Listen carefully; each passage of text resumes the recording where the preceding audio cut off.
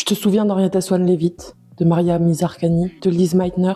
Non. Et si je te dis Einstein, Schrödinger, Newton? Là oui, évidemment. Ces noms-là sont dans tous les manuels. Mais pourquoi eux et pas elles? Aujourd'hui, on parle de 3 femmes dont les découvertes ont changé le monde. 3 femmes qu'on a volontairement ou silencieusement effacées. Et qui pourtant méritent qu'on se souvienne d'elles. Henrietta Swan Leavitt. Début du XXe siècle à l'Observatoire d'Harvard. Henrietta Swan Leavitt est assignée à un poste de calculatrice. Une tâche jugée appropriée pour une femme. Analyser, trier, compter.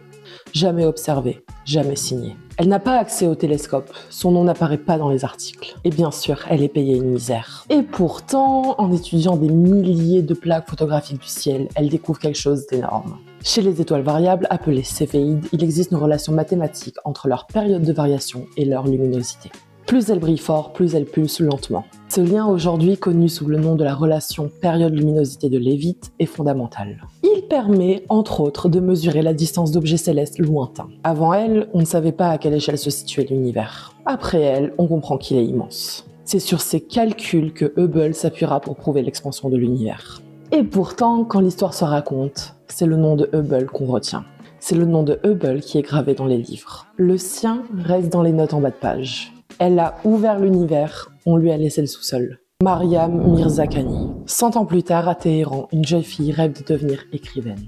Elle finira par explorer un autre langage, tout aussi poétique, les mathématiques. Maria Mirzakhani est la première femme et la première personne de nationalité iranienne à recevoir la médaille Fields en 2014. La médaille Fields, c'est l'équivalent du prix Nobel pour les mathématiciens. Une reconnaissance historique dans un domaine où les femmes sont quasi inexistantes. Ses travaux d'une profondeur vertigineuse. Elle étudie les surfaces de Riemann, la géométrie hyperbolique, les systèmes dynamiques. Des objets mathématiques abstraits, mais qui modélisent pourtant des phénomènes bien réels. Le comportement des particules dans certains matériaux, le mouvement des planètes, les fondements même de la physique théorique. Elle montrait que même les structures les plus complexes avaient une logique, une élégance. Elle disait « Les mathématiques sont comme un roman. Il faut de la passion, de la patience et de l'imagination. » Et pourtant, malgré son prix, malgré son génie, peu la connaissent. Pourquoi? Parce qu'elle était discrète, femme, musulmane, orientale, et qu'elle est morte d'un cancer du sein à 40 ans. 3 ans seulement après sa consécration. On a brièvement parlé d'elle, puis on est passé très silencieusement à autre chose. Lise Meitner.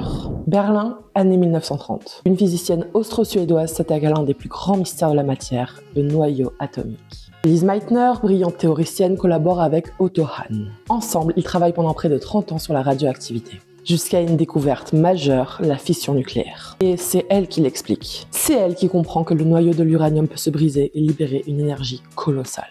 C'est même elle qui nomme ce phénomène la fission.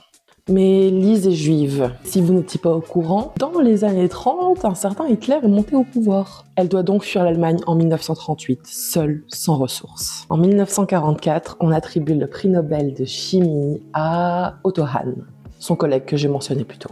Lise Meitner, pourtant co-découvreuse et architecte théorique du phénomène, est totalement ignorée. C'est l'un des plus grands scandales de l'histoire du prix Nobel. C'est ce qu'on appelle l'effet Mathilda, lorsqu'une femme est écartée au profit de son homologue masculin.